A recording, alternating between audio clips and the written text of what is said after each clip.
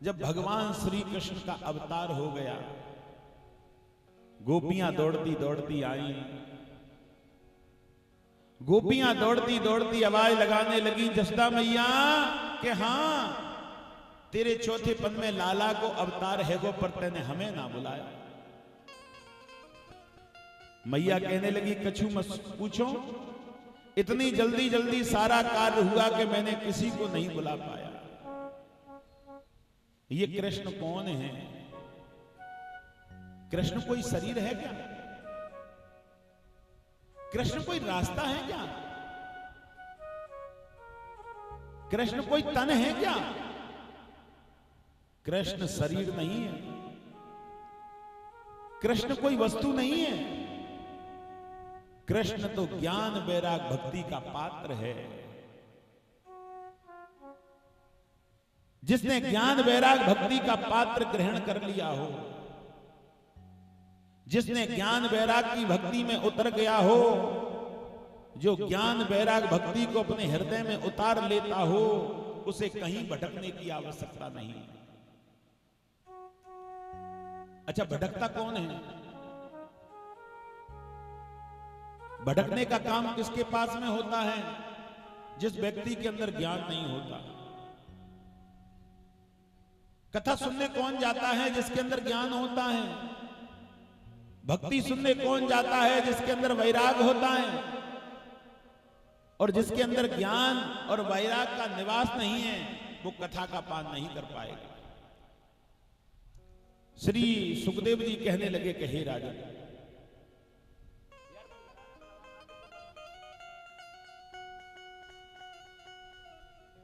आज उसी समय श्री सुखदेव जी कहने लगे कि हे राजन,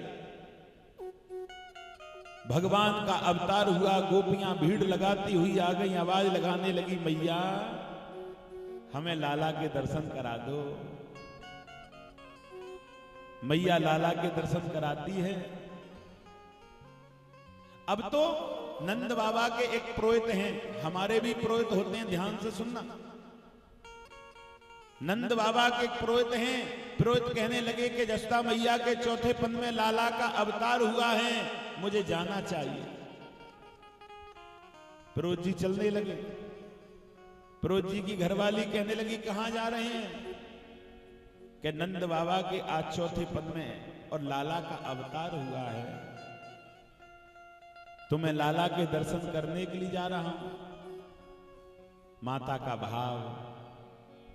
माता कहने लगी कि नंद बाबा से मेरे लिए भी कुछ ले आना। कि नंद बाबा से तुम्हें क्या चाहिए?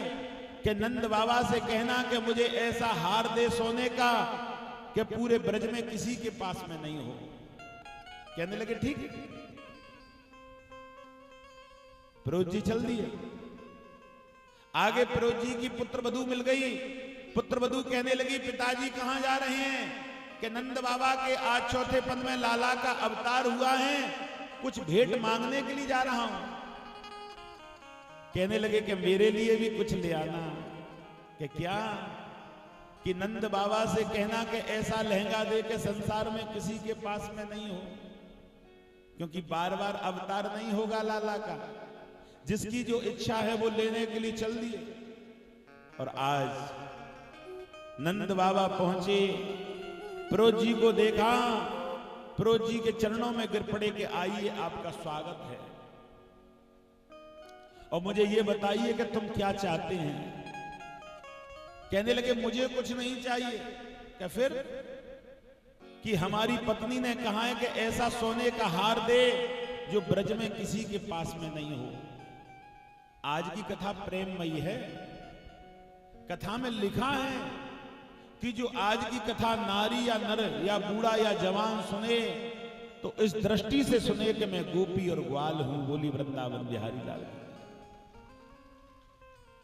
क्योंकि हम कृष्ण की कथा में मनुष्य नहीं है। मनुष्य छोटी वस्तु है। अगर तुम अपने आप को मानव समझते हैं तो ज्यादा बड़े नहीं हो।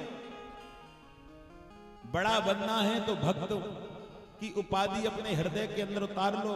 बड़ा बनना है तो सेवक बन जाओ, और उससे भी बड़ा बनना है तो दास बन जाओ, क्योंकि जो दास होता है वो हरि की भक्ति में मदमस्त हो जाता है। आहा, आज तो कहने लगे पत्नी हार मांग रही है और पुत्र वधू ने कहा है कि ऐसा लहंगा दे नंद बाबा जो काऊ के पास में नहीं हो। नंद बाबा कहने लगे कि मैं ऐसा ही दूंगा, क्योंकि तुम भाव से आए हैं। आहा, मैं तो ऐसे ही दूंगा। आज सोने असरबी का हार और दे दिया, लेकर के चल दिए। लहंगा बहुत सुंदर दे दिया और लेकर के चल दिए। ये प्रेम की बात है, ये स्नेह की बात है।